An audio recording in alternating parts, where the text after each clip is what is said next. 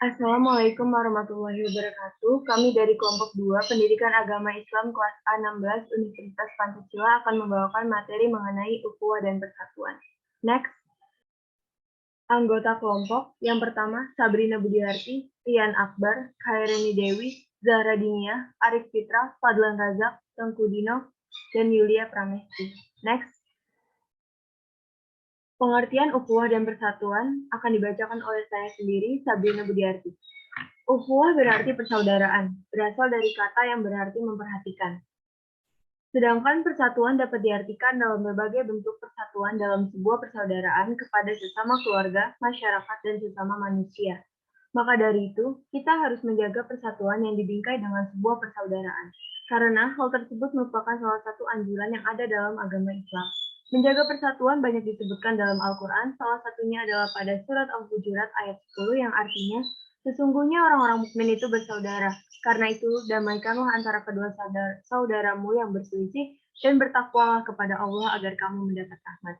Umat Islam dianjurkan menciptakan kebersamaan dalam menghindari berbagai perpecahan. Karenanya menjaga persatuan amatlah penting demi terciptanya suasana yang damai, aman, tentram, dan nyaman. Next. Selanjutnya ada toleransi agama dalam ajaran Islam oleh Zahra Dinia Latakonsina. Toleransi dalam Kamus Bahasa Indonesia merupakan kata benda atau nominan.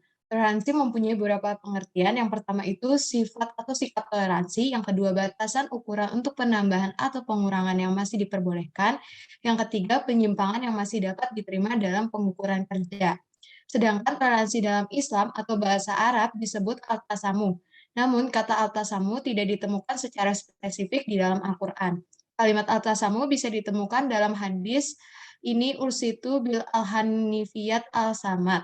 Contoh, toleransi dalam Islam tertulis pada Quran Surat Al-Mutmainah ayat 8 hingga 9.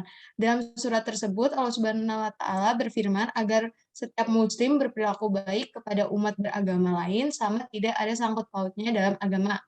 Yang kedua, Quran Surat Luqman ayat 15. Dalam surat ini Allah Subhanahu wa Ta'ala berfirman mengenai tetap berperilaku baik kepada keluarga atau saudara non-Islam walaupun mereka sempat mengajak untuk mempersekutukan Allah Subhanahu wa Ta'ala.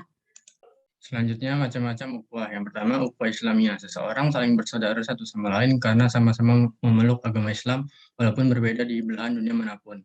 Yang kedua ukhuwah watoniyah, yakni orang saling bersaudara satu sama lain karena merupakan bagian dari bangsa yang satu, misalnya bangsa Indonesia. Biasanya dibataskan oleh sekat agama, suku, jenis kelamin, dan sebagainya. Selanjutnya ukhuwah basyariah. Seseorang saling bersaudara satu sama lain karena bagian dari umat manusia yang satu menyebar di berbagai belahan dunia manapun. Next. Selanjutnya ada contoh-contoh ukhuwah dalam kehidupan sehari-hari. Contoh-contoh ukhuwah ada 7. 1. Menegakkan sholat 5 waktu. 2. Menebarkan salam dan dilarang bersikap acuh. 3. Memenuhi hak antar sesama umat muslim. 4. Saling tolong-menolong. 5. Saling memaafkan. 6. Menjauhi perbuatan maksiat. Dan terakhir 7. Saling mendoakan dalam kebaikan. Next. Adapun faktor penyebab putusnya tali ukhuwah Islamiyah diantaranya itu 1. Ketidaktahuan bahaya memutuskan tali ukhuwah. 2. Ketakwaan yang melemah. 3. Masih suka menebar benih kebencian. 4. Kedengkian. 5. Iri hati. 6. Tidak saling menegur. 7. Saling menjauhi dan menjelekan. 8. Masih suka menebar bibit kemunafikan dan fitnah kepada orang lain. Dan yang terakhir keserakahan. Next. Selanjutnya, cara mengatasi perpecahan dalam ukhuwah. Yang pertama itu kita harus berpegang teguh terhadap ajaran Nabi Muhammad SAW. Dengan begitu kita dapat terhindar dari perpecahan tanpa kita sadari. Yang kedua, kita harus memperdalam ilmu agama dengan mempelajarinya dari para ulama dan dengan metodologi yang sahih berdasarkan petunjuk ahli ilmu. Yang ketiga, kita harus menjauhi sikap meremehkan alim ulama atau menyimpang dan dari mereka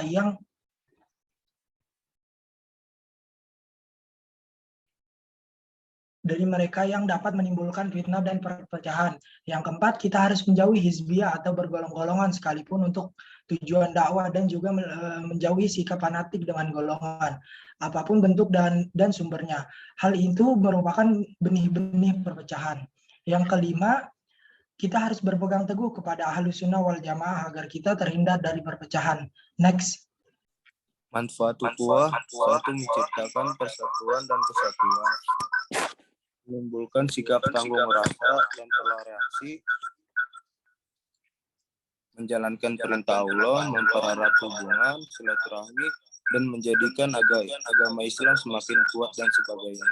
Next. Hikmah menjalin persaudaraan atau ukhuwah. Yang pertama, tali silaturahmi satu sama lain terjaga. Yang kedua, munculnya hubungan kasih sayang yang disertai perasaan senasib. Yang ketiga, munculnya rasa persatuan dan kesatuan. Yang keempat, mendapatkan kemuliaan dan perlindungan dari Tuhan Yang Maha Esa. Yang kelima, terciptanya sikap saling menghormati dan saling menghargai satu sama lain. Yang keenam, terhindar dari perpecahan. Dan yang ketujuh, terjalin kehidupan yang harmonis, aman, damai, tenang, dan juga tentram. Sekian pembahasan dari kelompok kami, kurang lebihnya mohon maaf. Wassalamualaikum warahmatullahi wabarakatuh. Terima kasih.